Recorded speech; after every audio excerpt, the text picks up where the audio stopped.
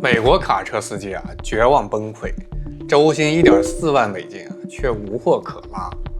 这可是曾经全球最赚钱的职业之一曾经的司机们开着卡车就能养活全家，但如今呢，他们却在高速公路上绝望地呐喊：特朗普的关税让我们的饭碗碎了一地。前有政策断粮，后有 AI 抢活，这就是美国卡车司机面临的绝境。卡车司机必看关税战下月收入暴跌20%的真相，你的饭碗还保得住吗？10个特朗普关税不为人知的副作用。第7个，让350万司机集体失业。原始识货之云，漕运乃国之大忌。今美利坚70%货物赖卡车运输，年若堪比南宋式博斯税收。然特朗普关税如王安石轻描法，本欲富国，反致农商凋敝。此正应道德经大道甚夷，而民好径之戒。这卡车业本为美利坚9省通衢，养100万家庭如陶朱公之父，而今却是盐铁论所持，与民争利，国必衰矣。兄弟们，你们敢信吗？曾经在美国，卡车司机周薪1.4万美金，重点是他还招不到人，而今天呢，他们却因为没货可拉而集体失业。这背后是特朗普政府的关税政策，让这群公路巨人彻底崩溃。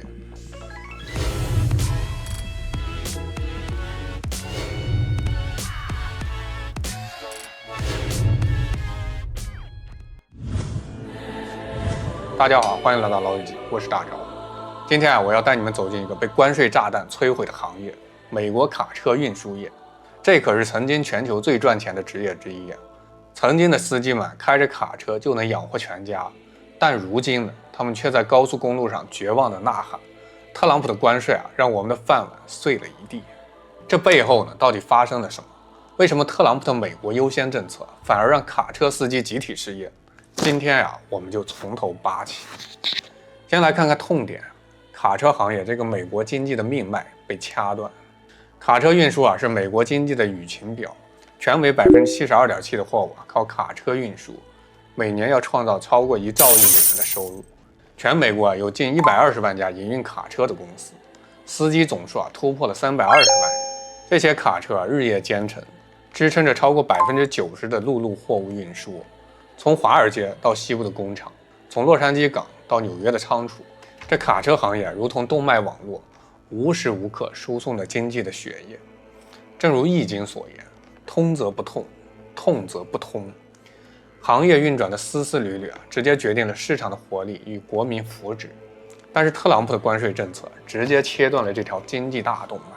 The trucker hauling 4 or 5 containers today, next week, she probably hauls 2 or 3. The dock workers are no longer going to see overtime and double shifts. They're going to probably work less than a traditional work week, starting right off the bat. Every 4 containers mean a job. So when we start dialing this back, it's less job opportunities. And what happens if we get a deal? If we get a deal, it's going to take about a month. Let me walk you through that real quick. About 2 weeks to get the ships repositioned around these major ports, from Qingdao to Shanghai to Xiamen, load up all those containers, and then another 2 weeks to steam across the Pacific to get to us. This is important because now we're talking about spring and summer fashion. So we're kind of at a crux here that we've got to have something pretty quick. And back to school, which is, right. I think, very critical when it comes to political pushback for this administration. 痛点2，关税冲击下的司机们从满载狂奔到无货可拉。奥克兰港的 BL 曾经每天跑10趟货，月入2万美金，但关税生效以后他的订单从125单暴跌到30单，现在每天只能蹲在停车场抽烟等着裁员。Friends, how are you doing out there today? I hope you're doing well in the middle of Donald Trump's failed economic and trade policies. More and more American industries are beginning to get hit by the problems that Donald Trump is creating all by himself. So yesterday, we talked a little bit about Mack Trucks in Pennsylvania laying off quite a few employees, and they specifically cited tariffs as the reason they were doing that. And in the video, I had said this is going to be one of the signals, sort of marks the beginning of problems coming to the trucking industry in America, mainly because they're saying that their demand is down and the tariffs are killing them. And if demand is down, that means companies are not swapping out their trucks as often as they used to. Things like that are causing their demand to be down. And I said this signal signals the beginning of the downfall of the trucking industry. So we're going to talk about that today. For those of you that don't know, I am a truck driver. I'm sitting in my truck right now. I know this industry pretty well, and I was here the last time Donald Trump crashed it through denying COVID, which maybe we'll talk a little bit about in this video. I'll give you a little history lesson on how all that went down. But I want you to understand something. I am not a Donald Trump supporter. I've never voted for Donald Trump. I've never flown a MAGA flag anywhere in my life. As a matter of fact, I've always known that he offers absolutely nothing to working class Americans. And I want to point that out before somebody puts me in one of those fuck around and find out memes on the internet. I never voted for that son of a bitch in my life. I know I look like a dumb hick, but I don't always act like one. I don't always act like one, okay, my friend? So, yeah, don't turn me into a goddamn meme on the internet, all right? I've always been against this bastard.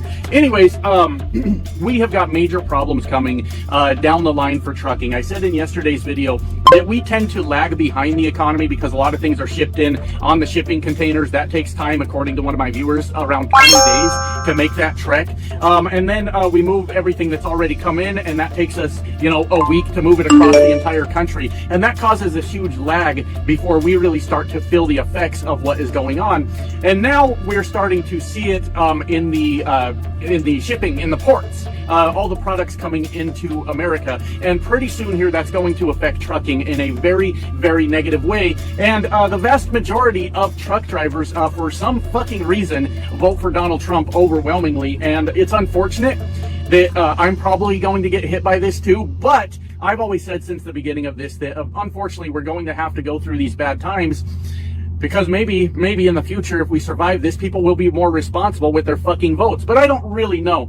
But one of my viewers is also a truck driver, said he noticed that he works out of the ports, and said that he has noticed a significant slowdown over there, which I thought was interesting news. But what I thought was even more interesting was I was talking to another truck driver that didn't have his head all the way up Donald Trump's ass. And that was truly the most shocking part of the entire conversation. So shout out to that guy for getting his head on straight too. I don't know if he was ever supporting Trump or not, but apparently not now. So that's good news.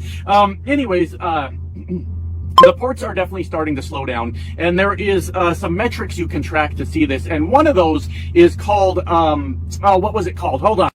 I had to go look it up because I keep forgetting the term, but it's called blank sailing. And blank sailing means that there are shipping ships out there that are skipping over ports because they don't have enough product going to that specific port. So they just move on to the next one. Or I guess from what I read, it's entirely possible that the entire ship gets canceled because there's just not enough freight to move. And that is the biggest metric that we are seeing now. And that is going to hit the ports. According to the experts, it's really going to get bad right around the 1st of May. And that means all the truck drivers that are hauling out of those ports to provide goods to the American population are going to quickly find themselves out of a fucking job, no work to do whatsoever. Now, there are a lot of short-sighted, small-minded people out there that go, well, what's that got to do with me? I don't haul shit out of them ports. Well, you got to think of all the displaced truckers.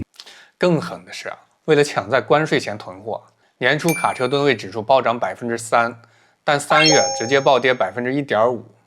这意味着短暂的虚假繁荣以后司机们彻底没活干了。